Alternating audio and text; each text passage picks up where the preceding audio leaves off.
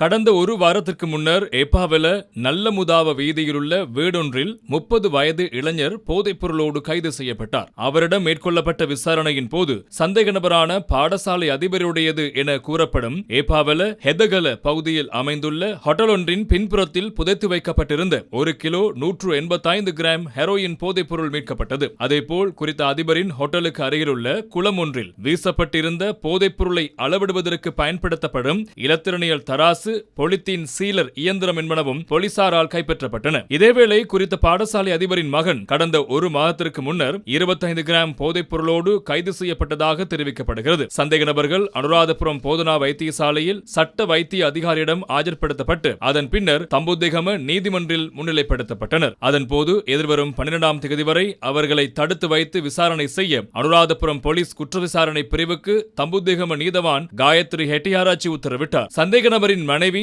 தேசிய மக்கள் சக்தியின் பாலியகொட நகரசபை உறுப்பினர் என்பதோடு அவர் போதைப்பொருள் வர்த்தகரும் குற்றக்குழு உறுப்பினருமான கோஸ்கொட சுஜி என்பவரின் உறவினர் என போலீசார் தெரிவித்துள்ளனர். கணவர் மற்றும் மகன் மீது போதைப்பொருள் குற்றச்சாட்டு உள்ள நிலையில் திஸ்னா நிரஞ்சலா எனும் குறித்த பிரதேச சபை உறுப்பினர் தனது பதவியை ராஜினாமா செய்துள்ளார். தேசிய மக்கள் சக்தி அரசாங்கம் நாட்டில் போதை ஒழிப்பு நடவடிக்கைகளை முன்னெடுத்துள்ள நிலையில் தனிப்பட்ட ரீதியில் தான் அது தொடர்பில் வருத்தமடைவதாகவும் சட்ட நடவடிக்கைகளுக்கு ஒத்துழைப்பு வழங்குவதற்காகவும் சிறந்த அரசியல் கலாசாரத்தை ஏற்படுத்தவும் திசை காட்டி கொண்டு செல்லும் வேலை திட்டங்களுக்கு ஒத்துழைப்பு வழங்குவதை கருத்தில் கொண்டு தனது உறுப்பினர் பதவியை ராஜினாமா செய்வதாக அவர் குறிப்பிட்டுள்ளார். அதிபர் மற்றும் ஏனைய சந்தேக நபரின் சொத்துக்கள் தொடர்பில் விசாரணைகள் முன்னெடுக்கப்படுவதாக போலீசார் தெரிவித்தனர். வடமத்திய மாகாண சிரேஷ்ட பிரதி போலீஸ் மா அதிபர் புத்திக சிறிவர்தனவின் ஆலோசனைக்கு அமைய சம்பவம் குறித்த மேலதிக விசாரணைகள் முன்னெடுக்கப்படுகின்றன. தேசிய பேரழிவாக மாறியுள்ள விஷ போதைப் பொருளை இலங்கையிலிருந்து முழுமையாக இல்லாதொழிப்பதற்காக ஜனாதிபதி நடவடிக்கை எடுத்துள்ளார். கட்சி நிறபேதமின்றி அதனோடு தொடர்பட்ட அனைவரும் பொறுப்புடன் செயல்பட்டு